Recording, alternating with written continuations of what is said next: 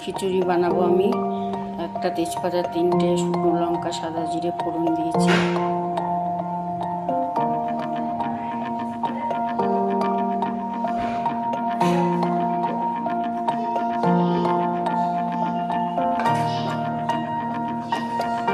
এর মধ্যে আমি ফুলকপি, আলু সব ভেজে নেবো।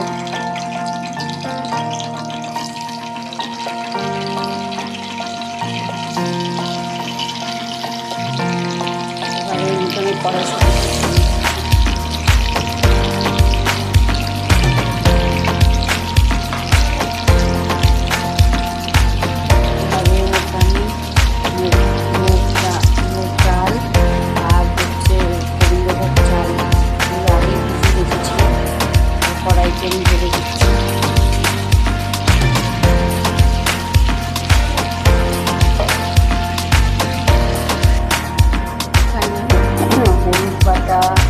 জিরে বাটা, লঙ্কা বাটা সব আমি মিশিয়ে রেখেছি। এবার এটা খিচুড়ির মধ্যে আমি ঢেলে দেবো।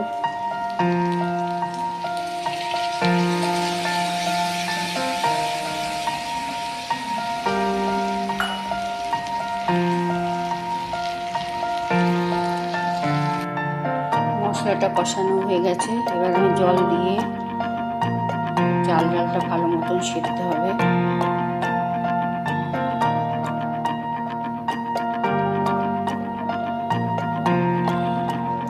আরো 10 মিনিটের মতন হবে।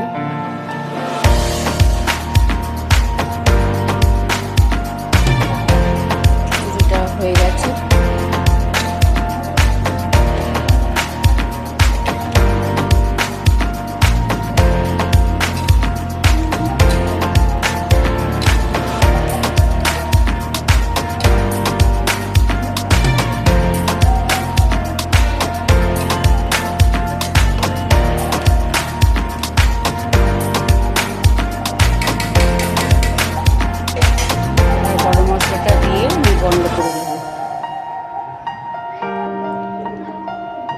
গরম মশলাটা দেওয়া হয়ে গেছে, সম্পূর্ণ তৈরি হয়ে গেছে।